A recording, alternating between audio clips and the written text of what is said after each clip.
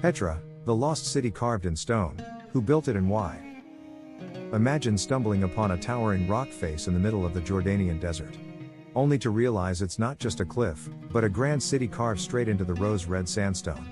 A place that once buzzed with life, then vanished into the sands of time. For centuries, Petra was more myth than memory, a lost city waiting to be rediscovered. But who built this masterpiece?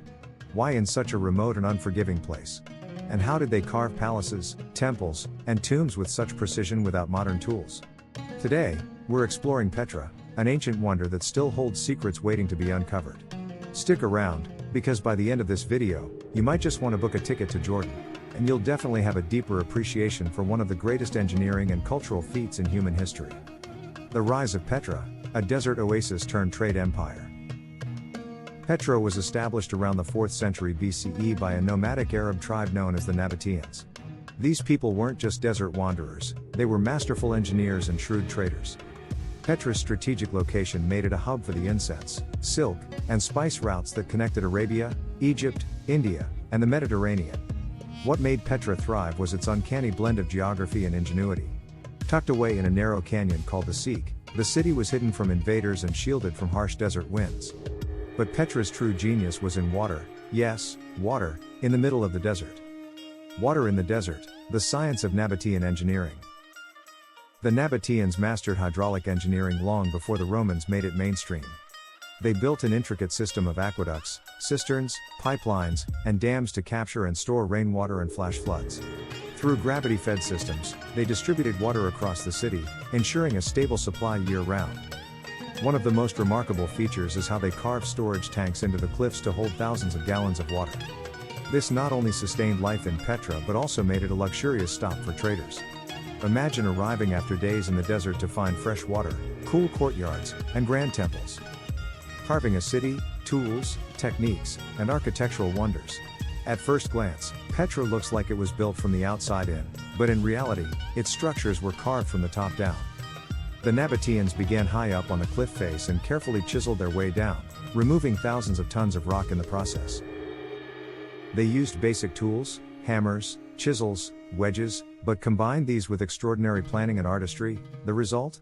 Monuments like Al-Khazneh, the treasury, with its Hellenistic facade and ornate columns. It's not actually a treasury, by the way, that's one of the many myths we'll tackle later. Architecturally, Petra is a mix of Nabataean, Greek, Roman, and even Egyptian styles. It reflects centuries of cultural exchange and adaptation, carved into rose-hued rock that changes color with the light of day. Not just tombs, life and culture in Petra. While Petra is famous for its tombs and facades, it was a fully functioning city. Archaeological digs have uncovered theaters, marketplaces, temples, and even a sophisticated system of streets. It had residential areas, gardens, and places of worship. At its height, Petra may have housed over 20,000 people. It was a melting pot of languages, religions, and ideas. A cosmopolitan desert metropolis where you could trade silks, debate philosophy, and worship a variety of gods, from Arabian deities to Greco-Roman icons. The fall of Petra, earthquakes and empires. So what happened? Why did Petra disappear? In the 4th and 6th centuries CE, two massive earthquakes damaged much of the city's infrastructure, including its water systems. At the same time, trade routes shifted toward sea lanes controlled by the Romans and Byzantines. Slowly, Petra lost its strategic importance and faded into obscurity. By the time the Crusaders arrived in the 12th century, it was nearly abandoned, and for centuries after that, it was forgotten by the outside world.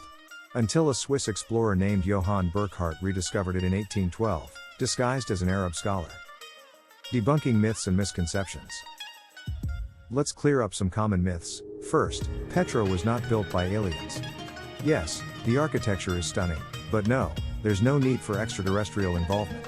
Every technique used in Petra can be explained through known methods of carving, engineering, and planning.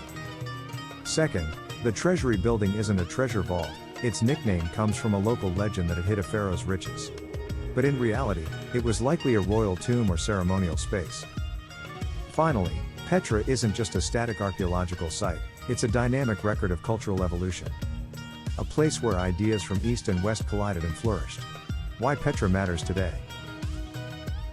Petra is more than a tourist attraction, it's a living lesson in sustainability, adaptation, and the human drive to create beauty in even the harshest conditions.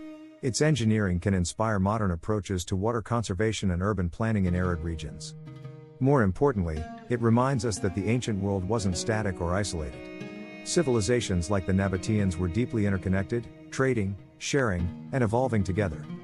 Petra is a stone witness to that global exchange, and to the creativity of a people who refuse to be limited by their environment.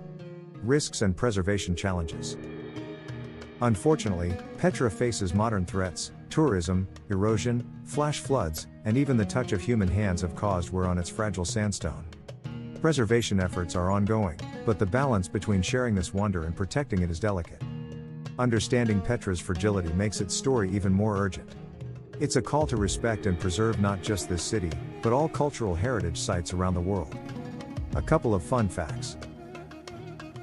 Petra has appeared in several Hollywood films, most famously in Indiana Jones and the Last Crusade, where the treasury is depicted as the hiding place of the Holy Grail. There's still much of Petra left to be uncovered. Less than 20% of the city has been excavated, meaning most of Petra is still buried beneath the sand. Conclusion. Petra is a marvel of human determination, artistry, and innovation, a city lost in the desert and rediscovered in our imaginations. It challenges us to rethink what ancient civilizations were capable of, and how their ideas can still shape our world today. If you enjoyed this journey into the heart of Petra, don't forget to like this video, subscribe to NeuralNet Academy, and hit the bell icon so you never miss our next deep dive into history, science, and beyond. Got a wonder you want us to explore next? Drop it in the comments. We love hearing from curious minds like yours. Until next time, keep questioning, keep exploring, and stay curious.